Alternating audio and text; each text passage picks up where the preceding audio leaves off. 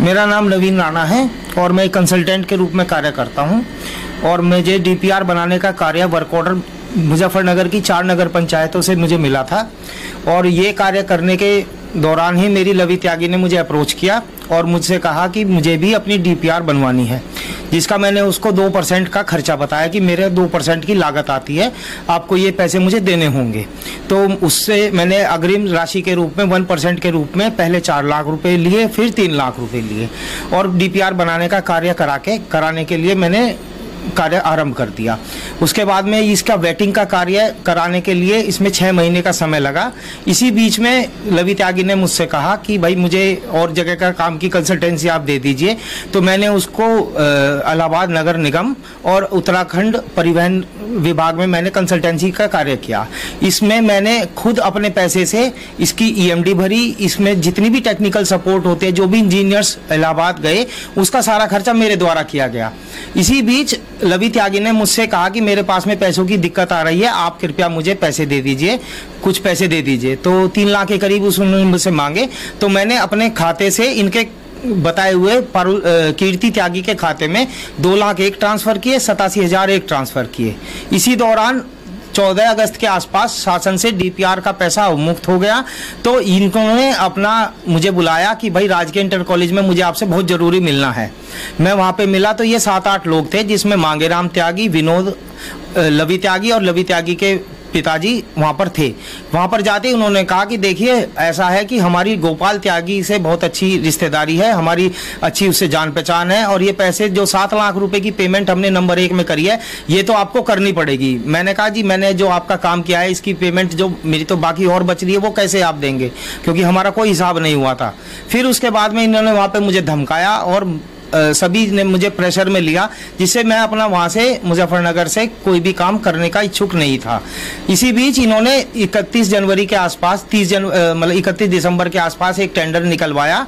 उस टेंडर में गोपाल त्यागी के माध्यम से इन्होंने पूरी इसमें जो गोपाल त्यागी के माध्यम से सभी जितने भी टेंडर में भरे गए थे, 11 के करीब टेंडर में पार्टिसिपेट किया था, उसमें से 10 को इन्होंने टेक्निकल में ही आउट कर दिया और सिर्फ लवी त्यागी की ही कंपनी को फाइनेंशियल में लेके गए, जो कि वित्तीय अनियमितता करते हुए इन्होंने 2 लाख रुपए प्रति टिपर, 35 टिपर का ऑर्डर था तो 70 लाख रुपए की सरकार के उसको चोट पहुंचाई है खजाने को।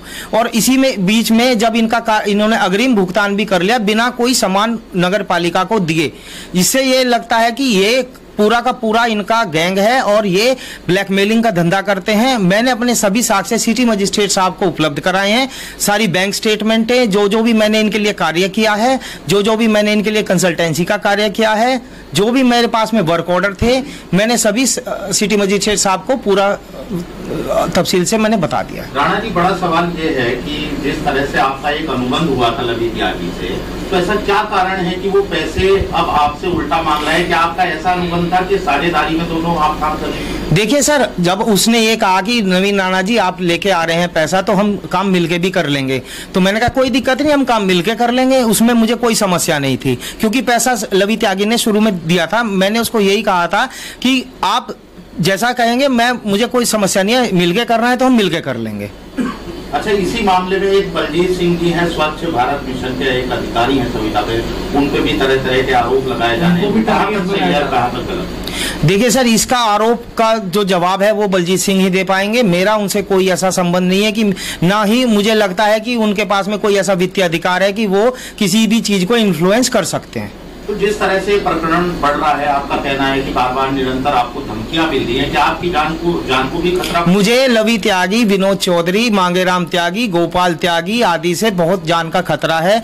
आज भी सुबह मुझे इनसे के द्वारा सिटी मजिस्ट्रेट साहब के ऑफिस में दूर से ये आपस में बात कर रहे थे, मांगेराम त्यागी, कि हम बहुत बड़ा धरना देंगे डीएम साहब के पास में और हम ये करेंगे, हम तो पैसा लेके रहेंगे चाहे हमें किसी भी हद तक जाना पड़े। तो मुझे ये डर लग रहा है कि अगर मुझे या मेरे परिवार को कुछ भी होता है तो इसका पूरी की पूरी जिम्मेदारी इसी गिरोह की होगी। तो ये माना जाए कि नगर पालिका परिषद जो मुजफ्फरनगर की है उसके ईओ या अधिकारी या चेयरपर्सन सभी ने मिलकर ये षड्यंत्र रचा है। देखिए, मुझे इसमें मुख्यतः जो इन्होंने खुद नाम लिया था गोपाल त्यागी का लिया था, और उन्होंने कहा था कि गोपाल त्यागी के कहने से चेयरमैन नगर पालिका ही एक करती है, जो भी उसको कराना होता है तो वो जैसा चाहेंगे वो वैसा नगर पालिका में करा लेंगे। तो लगभग सरकार को कितने राजस्व की हानि ये लोग देना चाह रहे हैं? अभी तो प्रथम दृष्टया ये 70 लाख का बिल्कुल क्लियर मामला है कि जो सामान किसी और नगर पंचायत में 4.5 लाख रुपए का आया है वो यहाँ पर उससे अधोमानक का जो सरकार की स्पेसिफिकेशन थी वो स्पेसिफिकेशन से नीचे का मॉडल यहाँ पर प्रोवाइड कराया गया है। वो भी 11 ही प्रोवाइड कराए गए हैं 33 में से, लेकिन उसमें जो स्पेसिफिकेशन आनी चाहिए थी टाटा एस HT का स्पेसिफिकेशन सरकार ने तय किया था, लेकिन इन्होंने टाटा एस गोल्ड तैयार करा के दिया है और उसका भी अग्रिम भुगतान 80% ले चुके हैं, जिससे साफ लग रहा है कि इनका बहुत ही बड़ा मिलीभगत है। अच्छा, एक चीज बताओ, आपका जो विवाद है वो लवी त्यागी से जी, ये मांगेराम त्यागी कौन है? ये लवी त्यागी, ये जो मांगेराम त्यागी है जो मुझे इन्होंने खुद बताया है कि इनका कोई रिश्तेदार है, और विनोद इनके जो पिताजी हैं लवी त्यागी के और इनके ये बिजनेस पार्टनर हैं।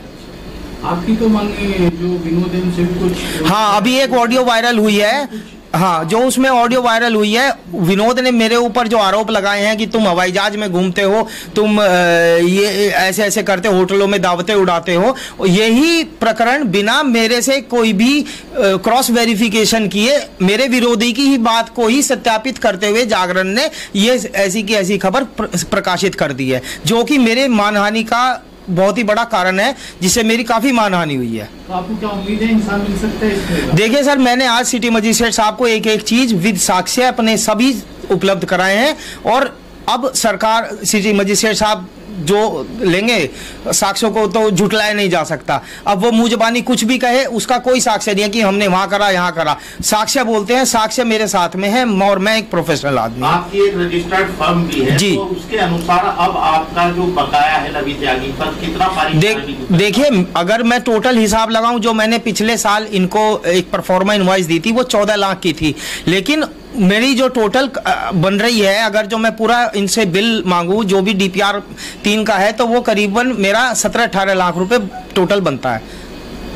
अच्छा, जो मांगेराम में बताए जा रहे हैं बातों से जुड़े हैं जी, इसका मुझे कुछ आइडिया नहीं है, क्योंकि ये कहते तो हैं भारत किसान यूनियन के हैं, पर मुझे इसका पक्का मुझे नहीं पता। बट ये आज भी इन्होंने सुबह यही कहा है कि मैं DM साहब के यहाँ पे धरना दूंगा, मैं ये करूंगा, पैसे तो मैं लेके रहूंगा।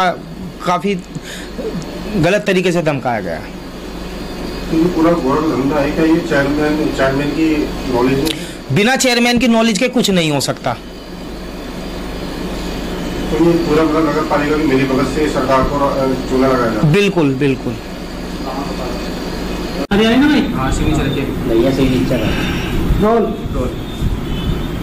क्या मामला है नगर पालिका जो संविदा कर्मचारी को लेकर? ये लवी त्यागी द्वारा एक प्रार्थना पत्र कमिश्नर साहब को दिया गया, जिसकी जांच की गई।